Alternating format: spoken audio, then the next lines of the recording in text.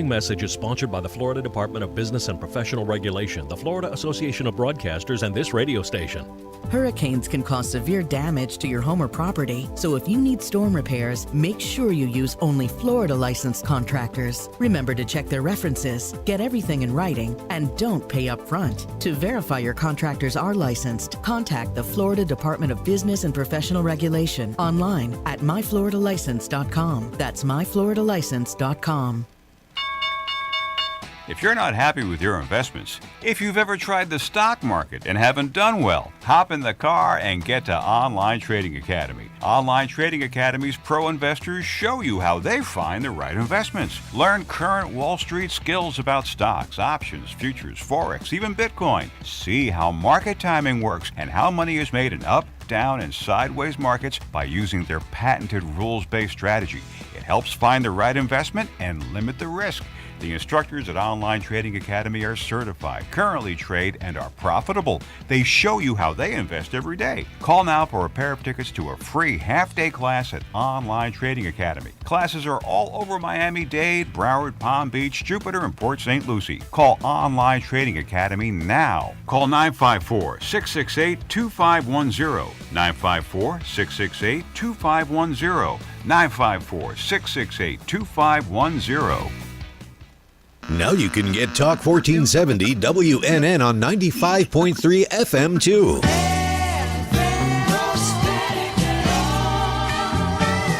Loud and clear, Health and Wealth Radio, WNN. The opinions expressed on the following sponsored program are strictly those of the host, guests, and callers, and not necessarily those of this station, its staff, management, or sponsors. Welcome to the Ask the Experts show with local experts in the fields of legal, health, financial, and home improvement.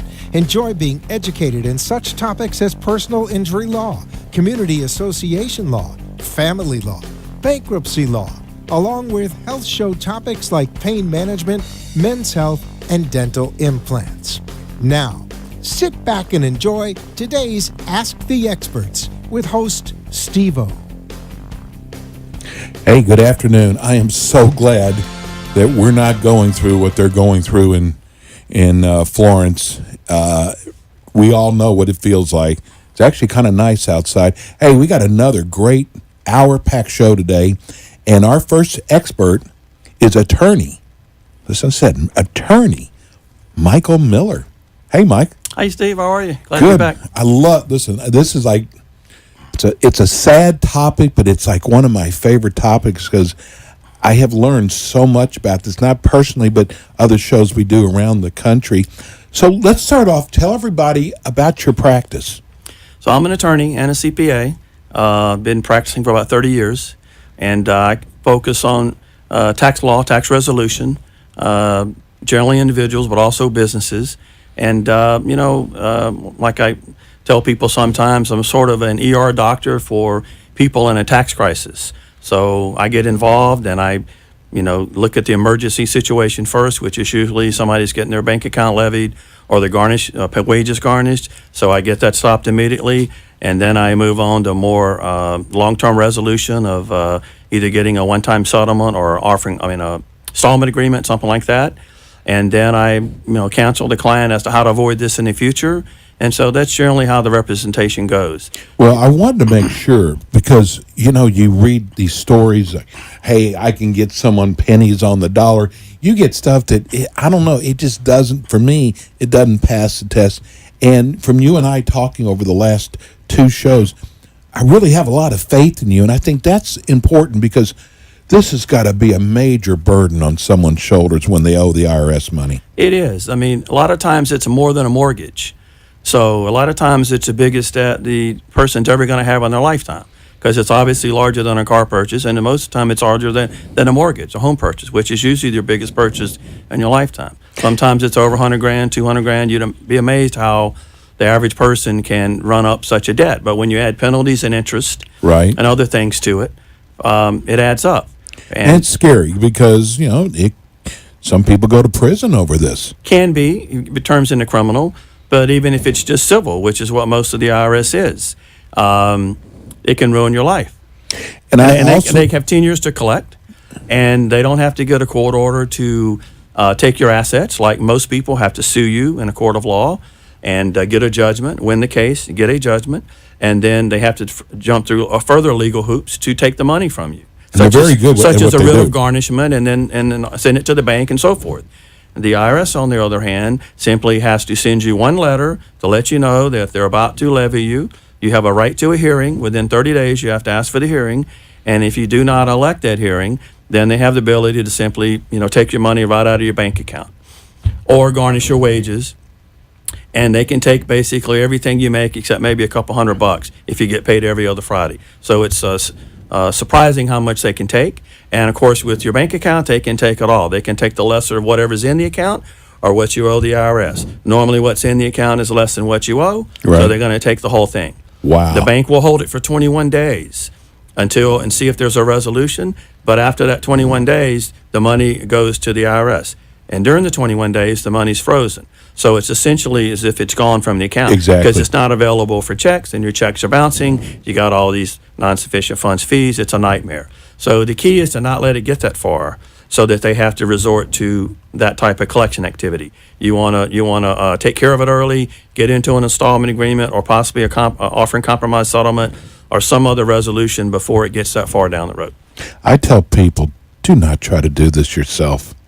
Seriously, I'm telling you, it's worth to have someone like Michael, because once they sign with you, they don't have to talk to the IRS anymore. That's true. Once we get a power of attorney signed up, they never have to speak with the IRS. They don't have to meet with the IRS.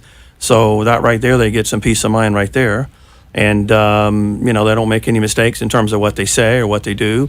And That's very it's not important. only that is important, but it's not only that, is they may not have known what all is available to them and how to go about doing it. And so they reach some kind of resolution and they have to live with it for 5 of the next 10 years. And it may not be the best, but they have to live with it because they didn't know any better and they didn't get somebody that, does this every day to help them. And you could give them, without realizing, you can give them a roadmap how they can get everything they want to take from you without knowing. Absolutely. And they will take advantage. Sometimes the revenue officer will say, we need $5,000 or $10,000 down in order to work with you, which is not really the case. They can't really do that. Everybody's pretty much entitled to an installment agreement. Most of the time it's based on what you can afford to pay every month. So you have to give them a financial, which sort of does give them that roadmap to your assets. But, there are ways to do it without giving a financial statement. But if they hire me, they don't even have to worry about it. And they might not know what the options are. Like I said, there is a way to get a resolution with the IRS without giving them any of your bank account information or any of that. And the reason you might not want to do that is, you've given them a roadmap. So if you miss a payment 3 years from now or something happens and your installment agreement gets defaulted, then they know right where your assets are to levy. So, and a lot of people just don't want to, provide that kind of information, and they don't want to take the time to sit down and do it. It's very tedious and time consuming. So there are ways to do it without providing the financial information. So that's another thing to bring to the table. So what's the first thing you get when the IRS is knocking on the door? They don't knock on the door, but what's the first thing? You get a letter? You get a lot of letters from the IRS.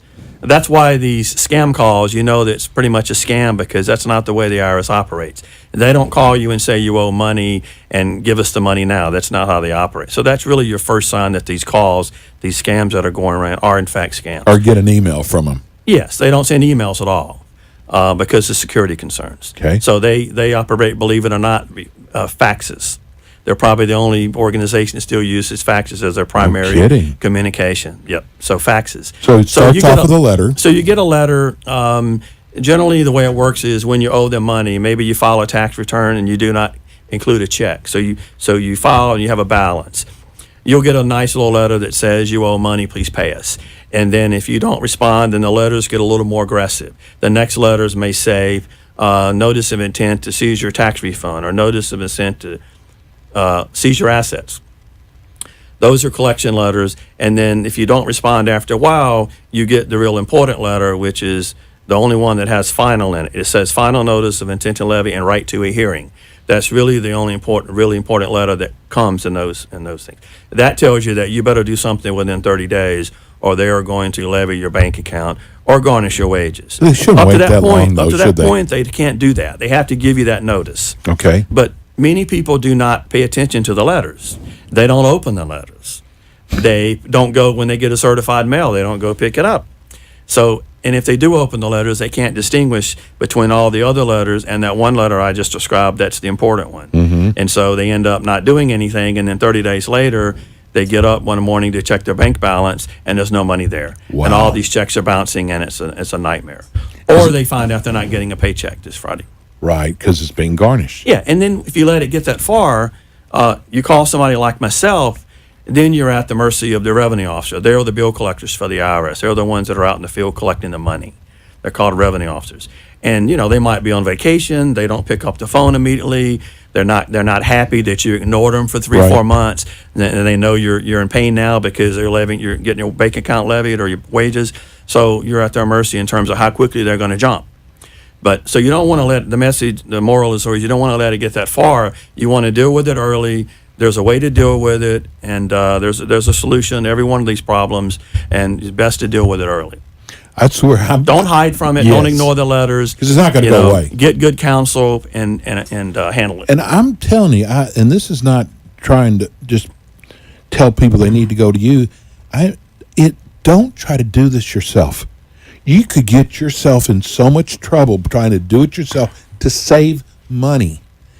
Because, again, I think it's so important. Once they sign with you, give you power of attorney, Yes. they don't have to talk to them anymore. They do not. They don't have to answer any letters. You take care They're of not all going to that. show up at their house, which Right.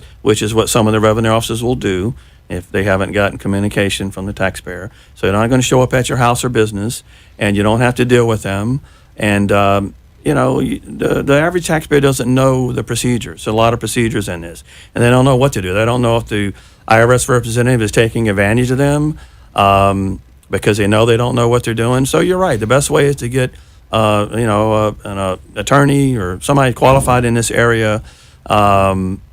Not necessarily, one of the national ones you see on the TV. Right. There may be some of those that, Those are the ones that have the most negative stuff on them. Well, they spend a lot of money on marketing, and a lot of people end up going to them because they do get to the public.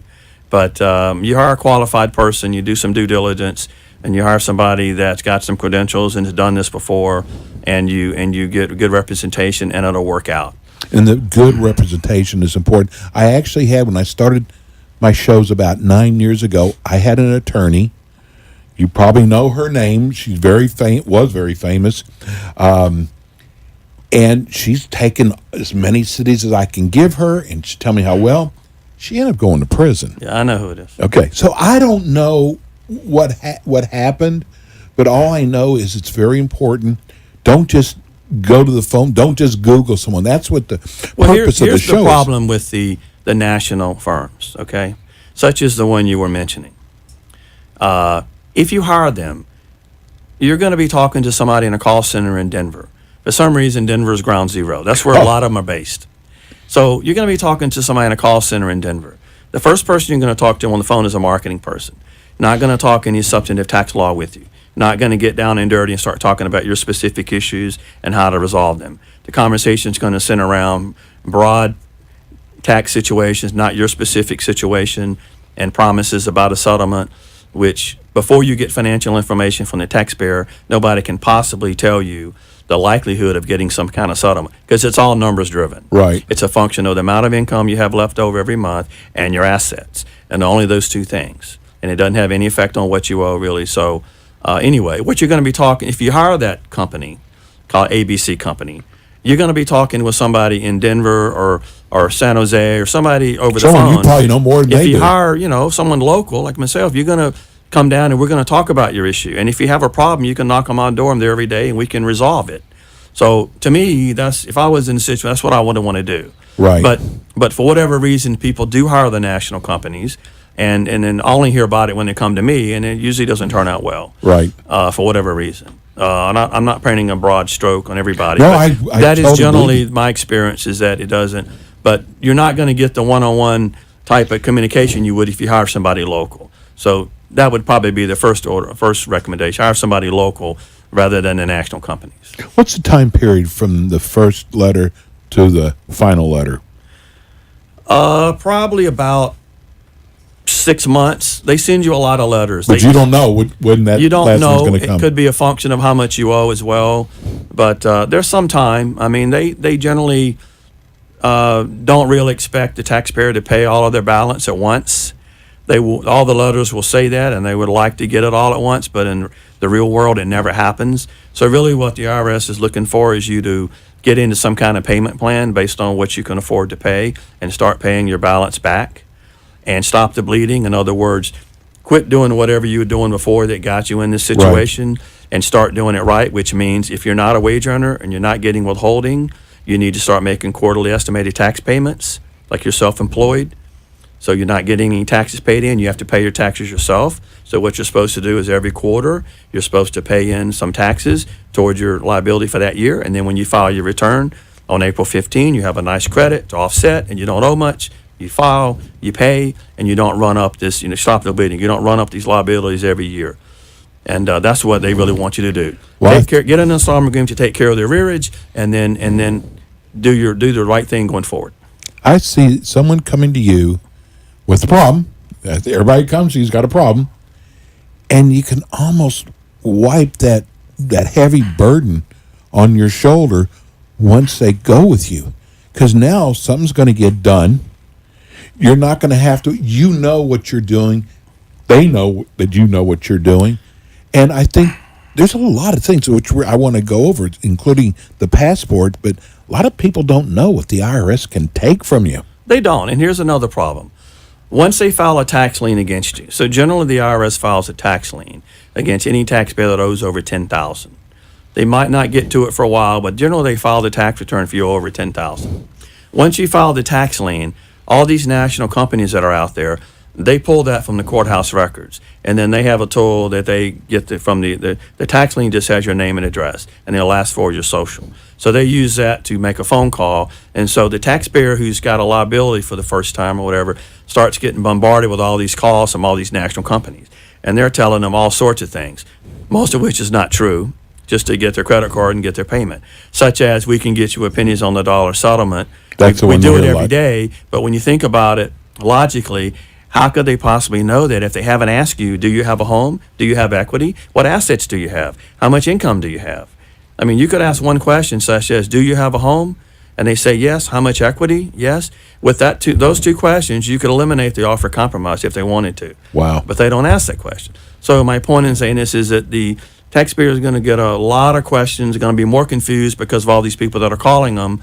And so you really need to get somebody that knows what they're doing locally, usually, and let them handle it. Let them take care. Get the power of attorney signed. Let them take over the communication with the IRS and work out some kind of resolution. And that's the way to do it. And it can be done. The IRS is, they're not the nicest folks in the world, but there is a process. They do have resolution programs. They have settlement programs. And if you know the way to do it, and you get somebody competent, you work it out. Wow. It's there. You make it sound so easy. Well, I do this every day. This is all I do. So I know. It's not really that. You really have four options when you owe liability. So, but I want people to know it's not just they can garnish your wages. There's a lot of things they can do. No, generally they go after the low-hanging fruit, which is your bank account is so easy. All they got to do is send a notice to the bank. Right. They do have to give you that warning, the warning that says final notice to levy and right to a hearing. They have to give you that right to a hearing. So, but after that, if you miss that letter or you disregard it and you don't ask for the hearing within 30 days, they can levy you, and they don't have to go to a court or get anybody's approval. Your money in your bank account is going to be gone. And once they levy the bank account, you generally never get that money back.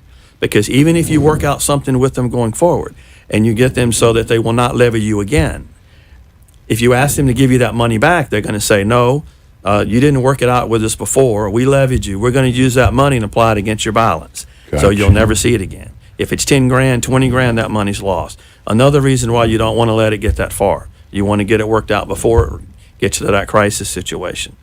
Other than bank accounts, they can, of course, garnish your wages, which is embarrassing to the employee, to the taxpayer. Some people may lose their job if payroll, depending on their line of work. They're a financial advisor or something, or they're in finance, or there are a number of professions where, the management might not think too highly of you getting your a wage is garnished, it's an indication you're not taking care of your finances Right. at home. So that could be grounds for dismissal. In any event, it's embarrassing, and you're not going to get a paycheck. And the payroll looks up at a chart on the wall and says, okay, he gets paid every 2 weeks. The chart says we can leave him with $150 or $195. Doesn't matter how much they make. It's what we can leave him with. Right. And it's a very small sum. I'm sure. And basically, then you're scrambling to get somebody hired to stop it before the next paycheck. Well, the next payroll is going to go in about 5 days. You get paid every 2 weeks. So you're probably going to miss another one because, like I said, a revenue officer might not jump as soon as you call them. Right. They want to teach you a lesson, right? You've been ignoring them. So you just don't want to let it get that far. But yes, they can take your garnish your wages, take your bank account. Those are the two biggest things they do. Can they take your automobile? They can, but they generally do not. Okay. They're not in the business of storing cars, selling cars. I guess that if the statute of limitations was about to run out, they have 10 years to collect the tax. It starts when the tax is assessed. Okay. So generally when you file a return, they assess the tax, they accept the return if you mail it in or whatever electronically, they process it, they have it assessed within 30 days, and your liability hits the IRS system. That's when the 10 years starts. Okay. And generally after 10 years, if they haven't collected that tax for that particular tax year, it's gone. They can no longer collect it. However, there are certain things that if you do during that 10-year period, the statute of limitations stops or gets tolled. So things like if you file bankruptcy and it stays open a year, that statute of limitations is going to stop for that year. So now you've extended the period the IRS can collect from 10 to 11 years. Got it. If you ask for a hearing, it'll stop. If you ask for an installment agreement during the time you're trying to negotiate how much you're going to pay, But the average it will person stop. doesn't know this, though. No, but so it's 10 years from the time you file. And so if it gets down to the end of the 10 years and they realize they're running out of time and they only have 6 months left, that's when they'll look at other assets other than bank accounts and garnishment. They look at those early. And they generally, late in the game, if they're about to run out of time, they'll start looking at IRAs, 401ks, and maybe cars. If someone had collector cars or something like that that had some value, they would look at those kind of things and they would try to seize them because they're getting ready to run out of time. Right. And once the 10 years is up, they can't collect. Gotcha. And they get a signal, a bell rings when it gets within a certain time, and they usually send it out in the field to a revenue officer if it's not already out there. And that's when they get serious about other assets. So we're sitting here with Attorney Michael Miller. Give everybody your phone number and your website address. Yeah, it's 561-313-5678, and website www.palmbeachcountytaxattorney.com. Again, 561-313-5678. And we were talking about passports just a minute ago. I didn't realize what they could do that's with a something passport. new that started this year in January. So a few years ago, federal law was passed, and part of this law, kind of buried in it, was the ability of the IRS to start suspending renewals of passports and canceling passports for delinquent tax debt. Okay, so it happened in about 15, but the IRS didn't get around to really putting it in place until January of this year. Took them that long? Yes. Figures? So the way it works is they've established the bright line for what tax debts are considered so delinquent that they should result in taking your passport or whatever. They've established the line in the sand as $50,000. So once a taxpayer owes more than $50,000 and they're not in some kind of resolution program such as an installment agreement, or they haven't reached an offering compromise settlement or something like that, they certify that debt to the State Department. And they send a notice to the taxpayer that we've certified your tax debt as seriously delinquent. And they send it to the State Department, and at that point, the State Department can take action on the passport. They can deny any renewal. After 10 years, you come up and you want to renew your passport, and you're on that list, they'll deny it. They can deny any new application for someone who's never had a passport but now decides they want to do it. And if they're on the list, they won't get it. And Wow. they can suspend, terminate, cancel existing passports. Although my understanding is they're not taking that last step right now, but the policy could change. Exactly. And then there are rules in place if you're overseas and that happens. There are rules, you get emergency paperwork to get back and that kind of thing. Or if you need to go overseas or come back for emergency medical, there are rules in place. But I've seen, some of the notices, so they are doing it. I'm surprised how fast they started doing it, but they are doing it. And there's ways to make it go away. You come to me and we'll work out a resolution. And after we work out the resolution, such as an offering compromise or an installment agreement, you get to the right people at the IRS, and they will cancel it, and they'll notify the State Department, and they'll reverse it, and then you're out of the woods as far as your passport. But it's something that it's another arsenal, another weapon in their arsenal. And I want people to know, you might have a cousin or a brother or sister in another state that is having a problem with the IRS. You can handle that because it's federal. Yeah, it's federal tax law. You can handle anybody. Doesn't matter where they live. All I need is a power of attorney signed. You don't need an original. So if somebody's out of state, they sign the power of attorney. They scan it and email it to me, and I fax it to the IRS, get on the phone with them, and I'm working on their matter right there. That's all that's involved. Now, they can either call you or make an appointment to that first sit-down. Yeah, if they're local, the easiest way is to come in and have a sit-down. Generally, on the first call, I would kind of get a lay of the land, what's going on, see if I can help them. And be honest, too. Yeah, I mean, be honest. See if it's a good fit for both of us, and then if it merits going further, I come in and they bring their documentation so I can get a little better feel for what's going on, and then we move forward from there. Or if it's someone that's out of the area, and that happens, it's too far to drive, then I just have them fax me the information, and if we decide to move forward, then we do the power of attorney deal, and they sign it, send it to me, and then I'm ready to go. So basically how it works is, I call the IRS up, and they won't talk to me until I have a valid power of attorney authorizing me to represent that person.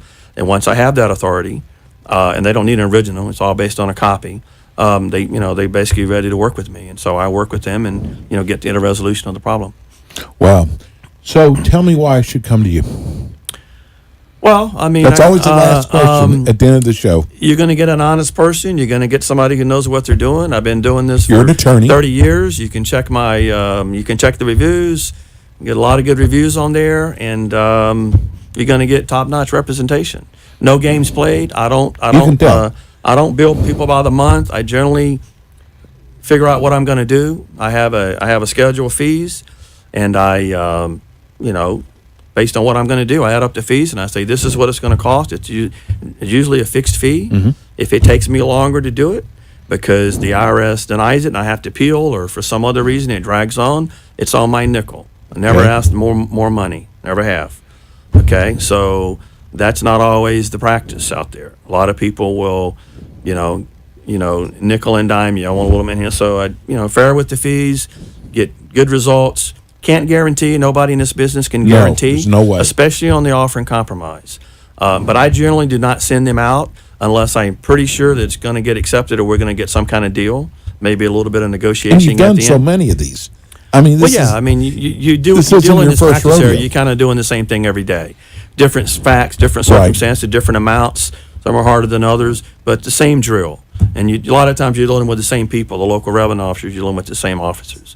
But you're dealing for the first time with the person, the attorney that's going to handle your case. And like you said, it's not like someone. There's a lot of people they can hire. People can hire. Okay, you got the ones that advertise on TV. I'm not going to give any names, but they're out there. And give everybody your phone number. We're almost at the end. 561-313-5678. Great. Listen, we'll see you again next month. I love doing the show, and I know people will get something out of it. We're going to go to break, and when we come back, we've got our periodontist. We'll be right back.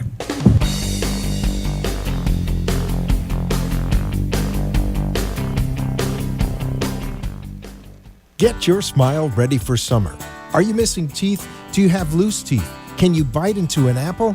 Is your smile ready to hit the beach this summer with confidence? We all work out and try to look great since we live in paradise. You need a smile to match.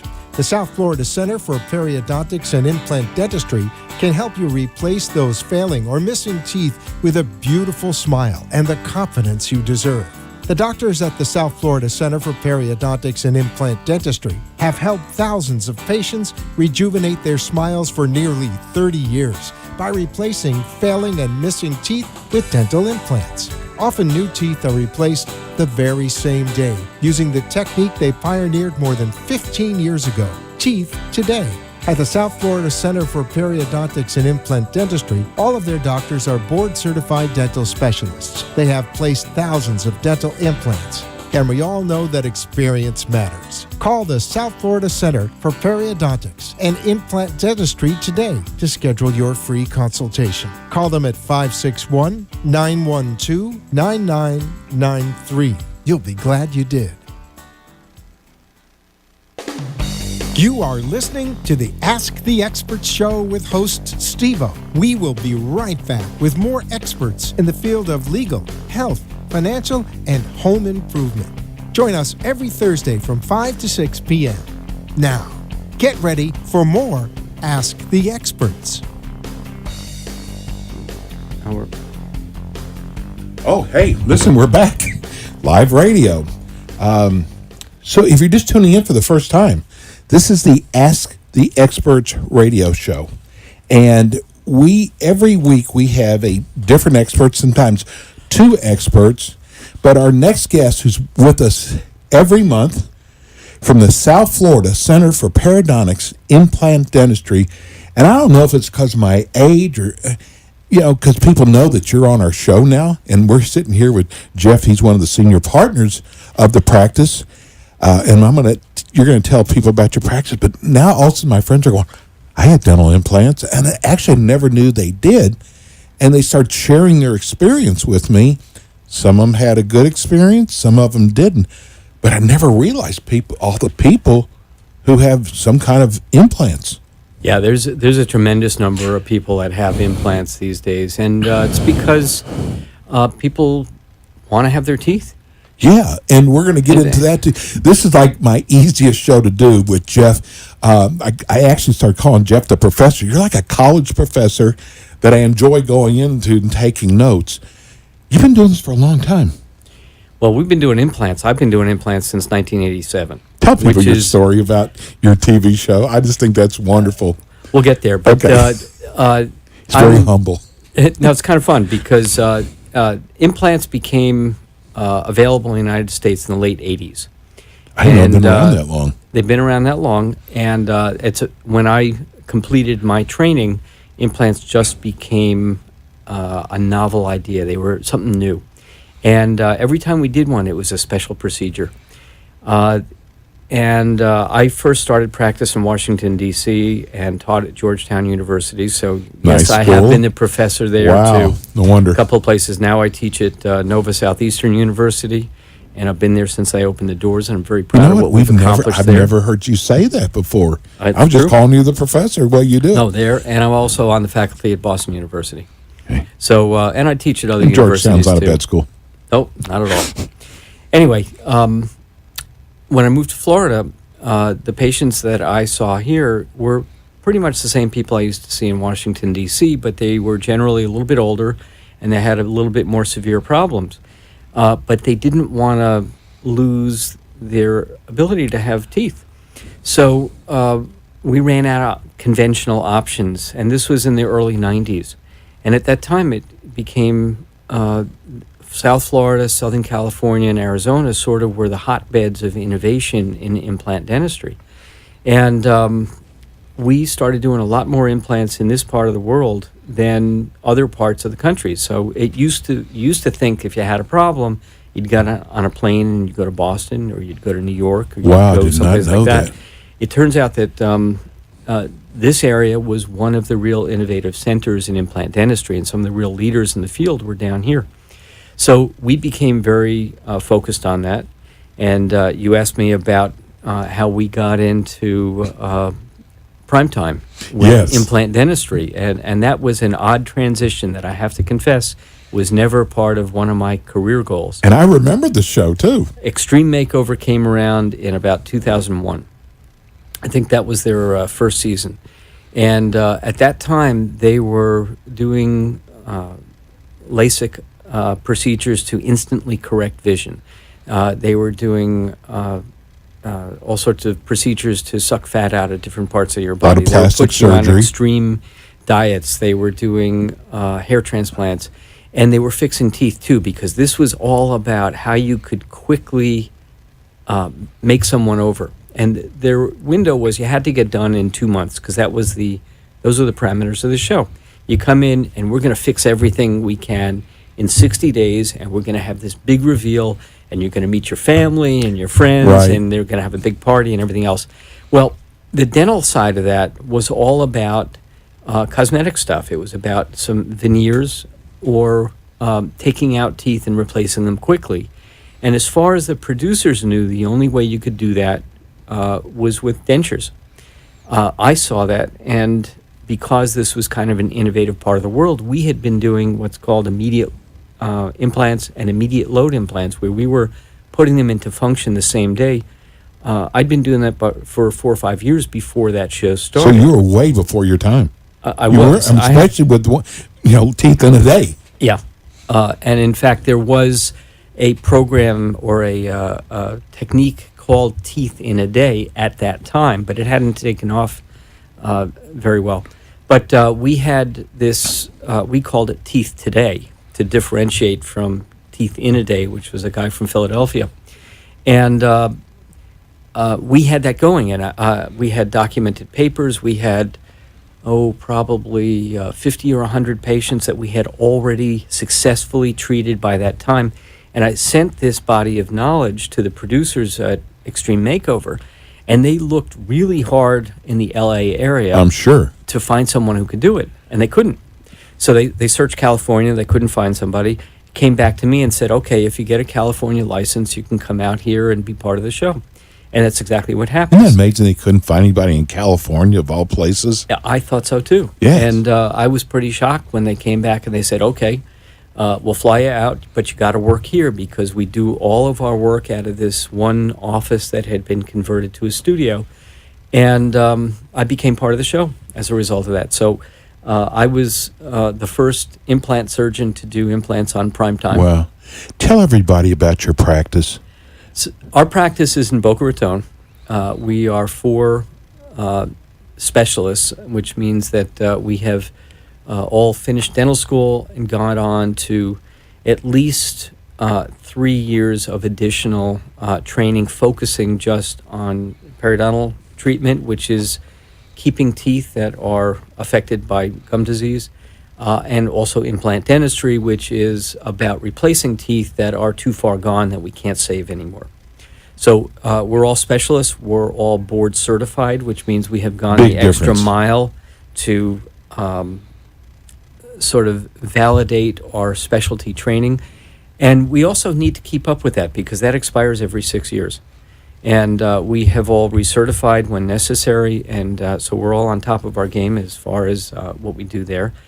And we are aware of all the latest Yeah, you have all trends. the top of the We have- line, newest. We absolutely do.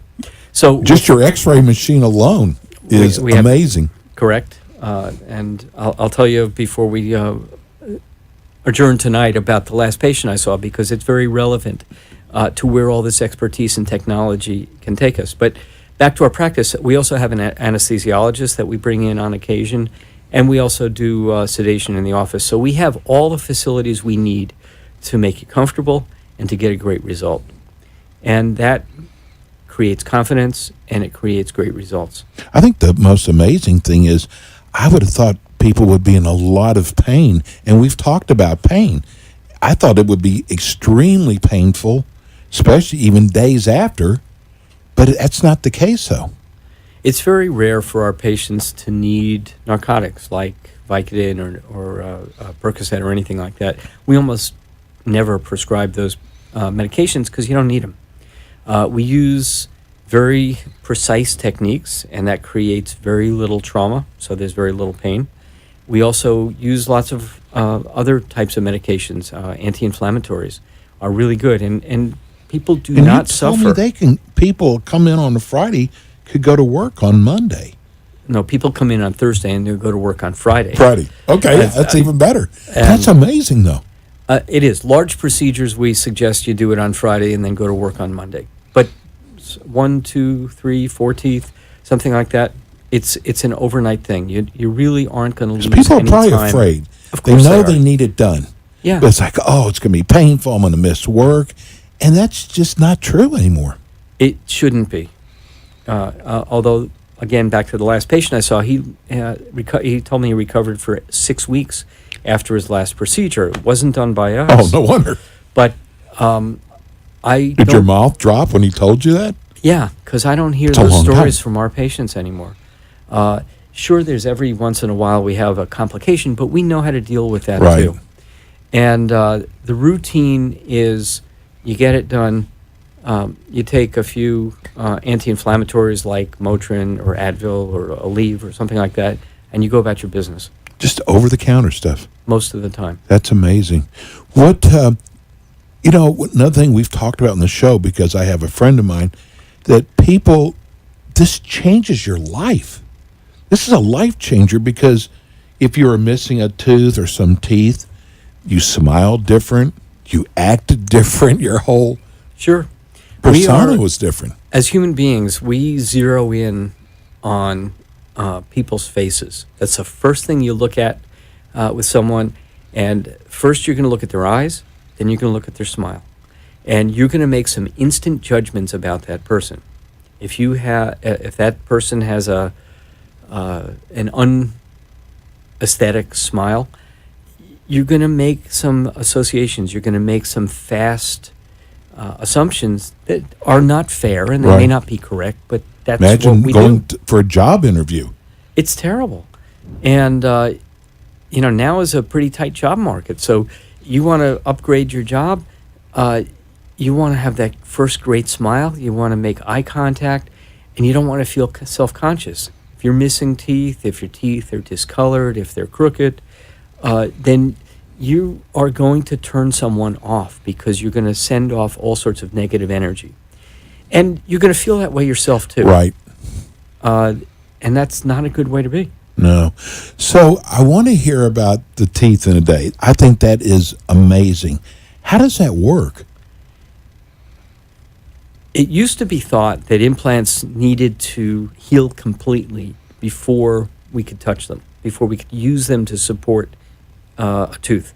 So an implant is like a foundation, and then the crown or the tooth is what you see and what you chew with. We know that implants, which are these anchor parts or the screws that go into the jaw, Right. if they're solid when you put them in, you can use them immediately. They go into the bone, right? They go into the jawbone, right. Now- And by the way, the reason they don't hurt is because the jawbone doesn't have pain sensors. Oh, okay. The gums do, but the jawbone does not. So we put them into the bone. Yes, you'll sense pressure, but you don't sense pain. What if someone doesn't have a lot of bone? What do you do? Well, then we make bone. That's You a whole make nother bone. side of what we do. But we're very good at regenerating bone that's been lost, and there's some very sophisticated methods that we can use to accomplish that. Some of them are minimally invasive. We almost don't even need to place a stitch anymore for some of the bone Wow. grafting techniques. I hate to do this. We got to go to break. Got to pay the bills. Let's go to break. I always got 20 questions ahead of you. We're here with Dr. Jeff, the South Florida Center for Periodontics, Implant Dentistry.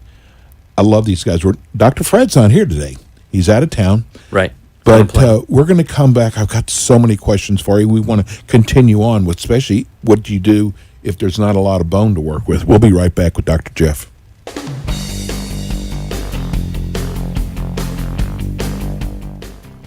Get your smile ready for summer. Are you missing teeth? Do you have loose teeth? Can you bite into an apple? Is your smile ready to hit the beach this summer with confidence? We all work out and try to look great since we live in paradise. You need a smile to match. The South Florida Center for Periodontics and Implant Dentistry can help you replace those failing or missing teeth with a beautiful smile and the confidence you deserve. The doctors at the South Florida Center for Periodontics and Implant Dentistry have helped thousands of patients rejuvenate their smiles for nearly 30 years by replacing failing and missing teeth with dental implants. Often new teeth are replaced the very same day using the technique they pioneered more than 15 years ago. Teeth today. At the South Florida Center for Periodontics and Implant Dentistry, all of their doctors are board-certified dental specialists. They have placed thousands of dental implants. And we all know that experience matters. Call the South Florida Center for Periodontics and Implant Dentistry today to schedule your free consultation. Call them at 561-912-9993. You'll be glad you did.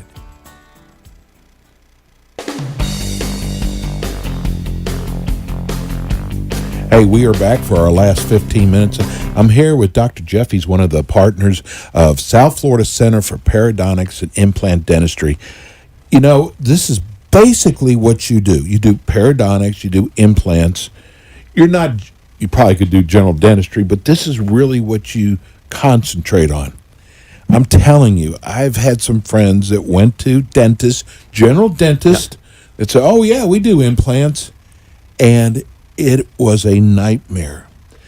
So when you make, it's a big decision too. When you make this decision, you want a practice like Dr. Jeff's because that's what they do. This is all you do all day long.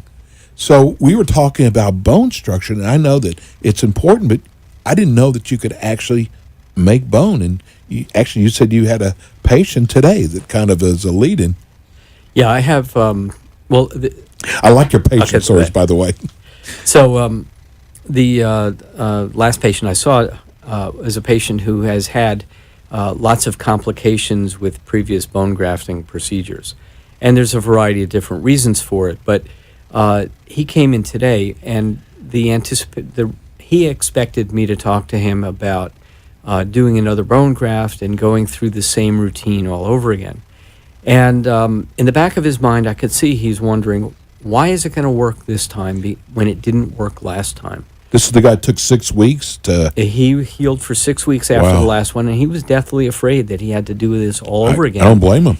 And he had a lousy result last time, so why would I do that again? And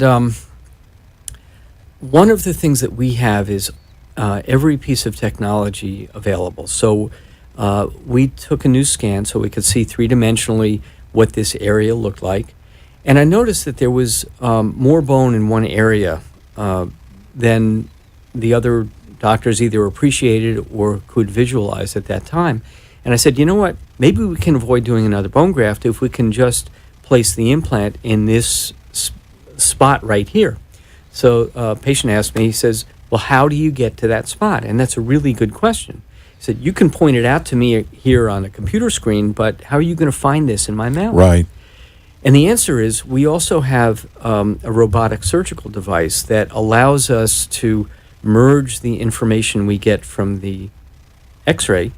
We can plan exactly where we want to place this implant. And then this robotic device allows us to get it into that exact spot seamlessly. Is that something new? It's brand new. Okay. And I was the first person to do robotic implant surgery probably in the world, as far as we know. So this must have really helped you.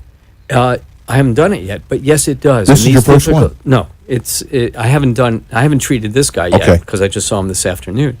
But that's exactly what this technology is useful for. It's the tricky situations that don't have easy solutions otherwise. So this robot is, and I'm going to promote it because I think it's really interesting. It's www.neosis.com. And I'm all over that website too because I helped develop this along with the company. So that's just one example of how... So this was never out there before? No. Wow, this is going to help your practice. It should. Well, you probably don't get a lot of people in like that, but... No, but it's for those special situations. And if we can handle the most complex stuff, we can certainly handle the straightforward situations too. Wow. You mentioned earlier how lots of dentists are doing implants these days, and they are. And some do a perfectly good job, although they don't do it on a routine basis. I have many dentists who do some of their easier implants, but they send me their more challenging ones. I saw a woman this morning, front tooth, which that's bad. Sounds like an easy one to do because it's right there. How hard could it be? Well, those are the ones that are the most difficult to get right because there's no room for error there. So a friend of mine did her implants in the back, but he sent the patient to me to do the one in the front because that one has to be perfect. That one is the one that lights up your face. Right. And if it's wrong, Can't hide that one. it'll be wrong for life. And that's a problem. So we do fix implants that are badly placed or have problems. We prefer to get it right the first time. Well, I got to ask, someone asked me today, they knew you were coming on, what is the difference in dentures and implants? So I don't know, because I don't know how dentures work. Well, there's a little bit of a smart-ass answer to that. With dentures, you sleep next to your teeth because they're in a glass. Okay. With implants, you sleep with your teeth because they're in your mouth. And if you can visualize the difference between those two, Just take him out at night, every night. you got to take right? them out. And it's like, God forbid you need to take off your arm or your Right. leg. It's not the same as having it there. And if you could have a finger or an arm replanted after you lose it, you could imagine how much better your life would be than having something that just either straps on or glues on. Same thing with a denture. You know, I think one of the greatest things about your job is afterwards, and just seeing a person, just how they react. They don't have to hide their smile anymore. And you know, our friend that had this done, I think she had it 3 years ago, when she would smile, that's the only thing I noticed. I felt bad. I was like, that's what I was staring at. Yeah. And it was in the back, but it's still, if she smiled, you would see that. And she finally went and had the implants. I think when she had her son, she had to wait for like 4 or 5 weeks after it was not to me, a very easy procedure. It took time Yeah. to have done. Yeah. But once she had it done, she was like a different person. Yeah. The confidence, you could just see it. And just because people don't say anything to you doesn't mean they're not looking at you. I hate to put it that way to you, but and you should, if you've never thought about implants, they should at least come in, sit down with you, because a lot of people don't understand about implants. They don't. Well, a lot of people have misconceptions. Exactly. And the two biggest, actually, there's three big misconceptions. One is I'm too old for this. And I can refer to another woman I saw today who came in for a cleaning after she was in her early 80s. We treated her about 3 years ago. She can't stop smiling. She is so happy because since she was a little kid, she was just miserable with her teeth, and it went from fillings to crowns to partial dentures to full dentures, and she just could not make the decision to say, okay, I'm ready for this. She finally did it 3 years ago after something else broke down. And we did her whole mouth one day. She walked out of our office with fixed teeth in her mouth. She no longer slept next to her teeth. And it was a magnificent job. And today, which is now 3 years later, it's as good as the day everything was completed. Perfectly healthy, can't stop smiling. So she was not too old. She wasn't too old at 78. She wouldn't be too old at 88. And she's not too old at 98. The record for our office is someone who was 103. I remember this. Who came in and just did not want to wear dentures. And I am 100% sure that the people that we help, even as they're older, it adds not only quality to their life, but I think it helps extend their lives too. And it's not a traumatic procedure. Right. So the one misconception is, I'm too old. You're not too old. There are people that have illnesses or other conditions that may interfere. That's part of our process to determine whether it's you're good for it or not. The second misconception is I don't have enough bone. And we talked about that a minute ago. First of all, you don't need that much. Even if you lost your teeth because of bone loss, usually you have enough bone left that we can build from that. And there's great solutions when you have a lot of bone loss. So there's lots of ways we can get around that, and if we can't get around it, then we can always create bone, Right. if we need to. So that's the other problem. That's no longer an excuse anymore. No, and the final problem is it's too expensive. And the reality is, implant dentistry isn't cheap, but it's also not crazy expensive. It is on the order, depending on how big the project is, it could be a car, Okay. but it's not going to be a house. Okay. And I think that if you think about what this can do Is to that a Ford improve your life, Pinto? Are we talking about? not many of your listeners remember what a Pinto is. No. It could be.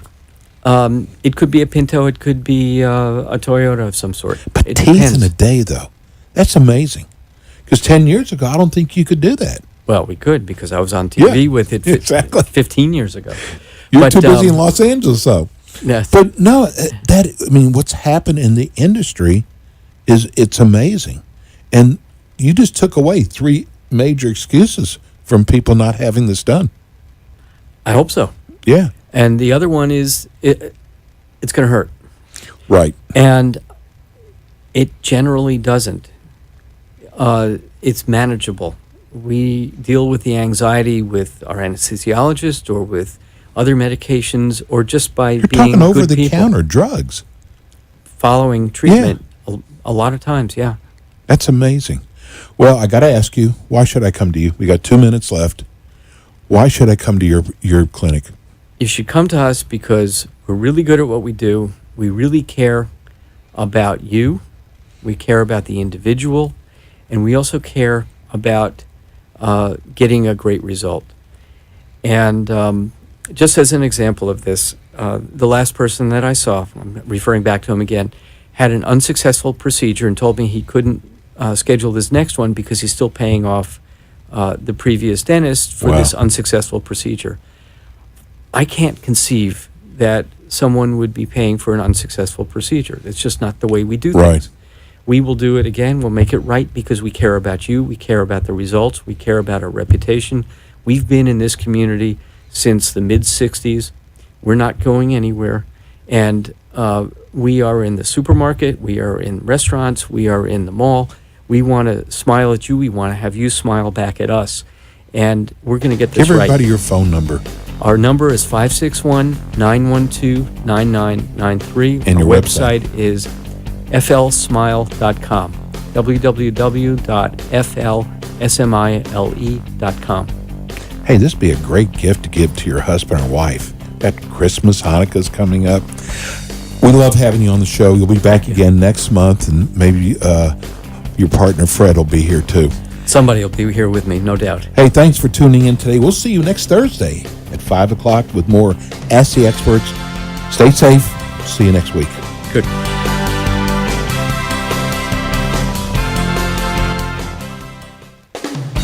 Thanks for listening to the Ask the Experts show, featuring interviews with local experts in the fields of legal, health, financial, and home improvement. Call our office at 888-574-6999 to become one of our experts on the show. And tune in again next week for more Ask the Experts with Steve-O. The opinions expressed on the preceding sponsored program were strictly those of its hosts, guests, and callers, and not necessarily those of this station, its staff, management, or sponsor.